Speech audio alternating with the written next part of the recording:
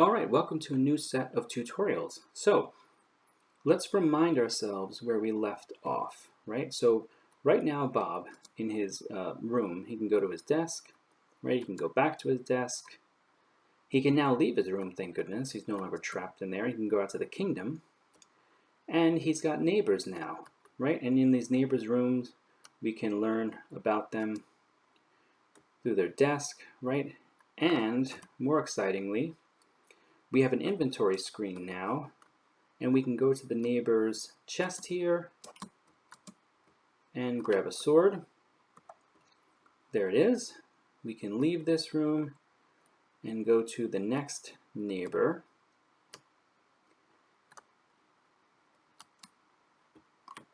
And we can get a health potion now. So that's all well and good. It's pretty exciting, right? I mean, we worked hard to get to this point. But there's no interaction with our inventory, right? You can't choose items, you can't delete items, you can't move items.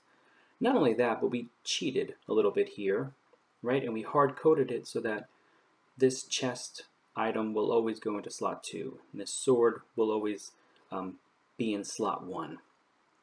But that's not really how game inventories work, right? Game inventories work so that it looks for an open slot and places the item in there, right? So by the end of this set of tutorials, we want to get to the point where we have a fully dynamic and interactive inventory, including an inventory chest where you can move items in and out of.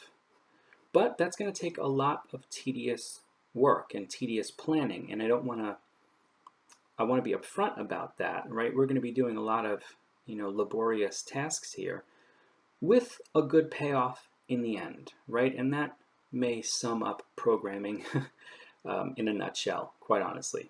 So let's begin, right? Let's go to our project manager and let's create a new external event. And we're going to call this one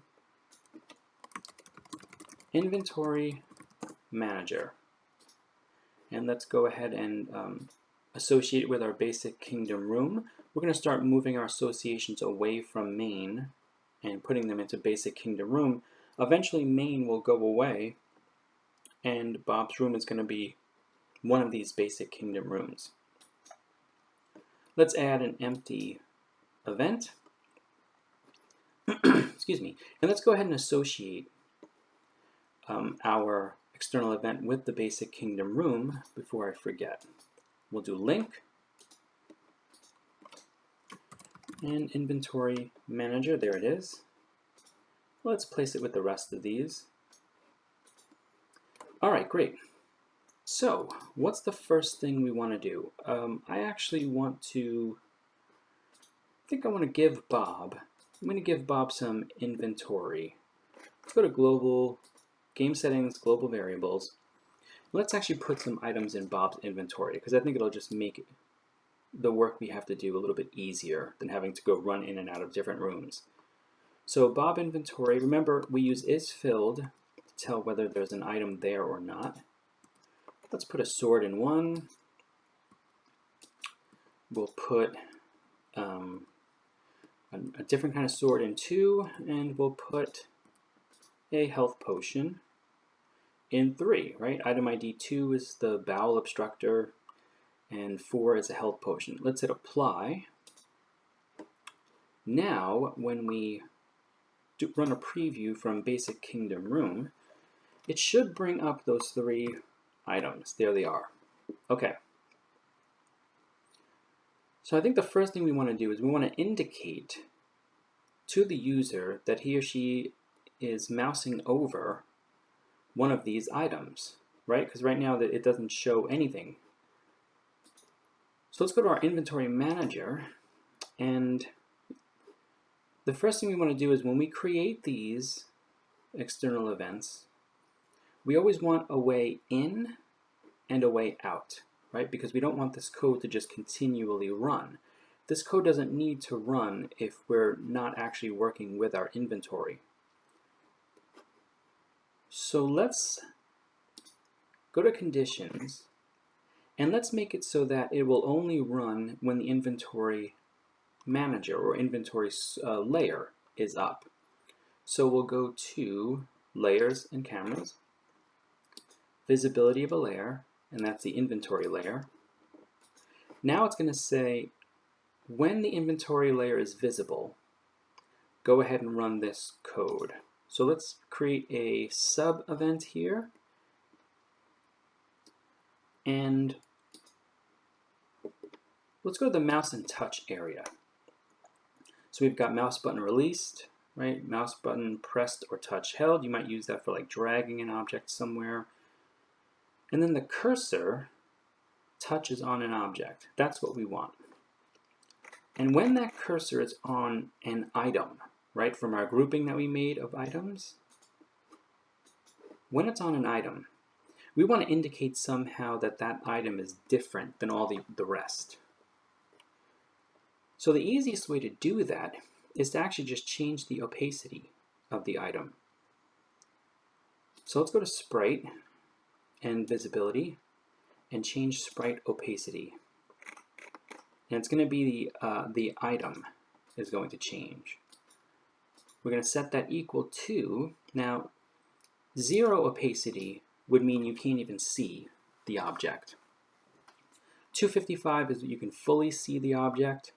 We just want to dim it a little bit, so we're going to go like 150. But you can certainly play around with that if you want.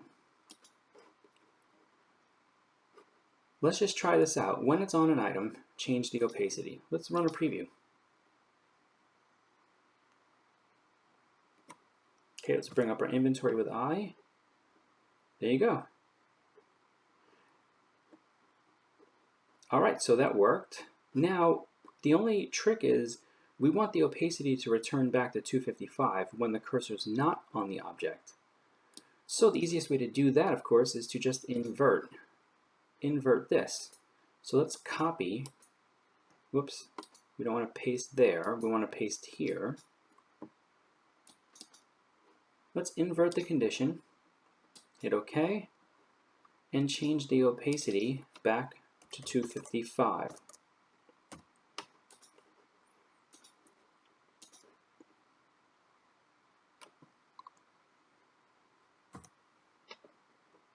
Good. Now when I move my mouse cursor away, it should go back. All right. Okay, it's a good start. Good start here. So the last thing I want to do is I want to make sure that I am grouping these bits of code, because I think this external event is going to be one of our longest ones. Right, so let me create a grouping here. Put it underneath, right? This has to stay as the top parent here. Let's move this underneath here and this underneath here. And let's call this one, let's see, what would be a good,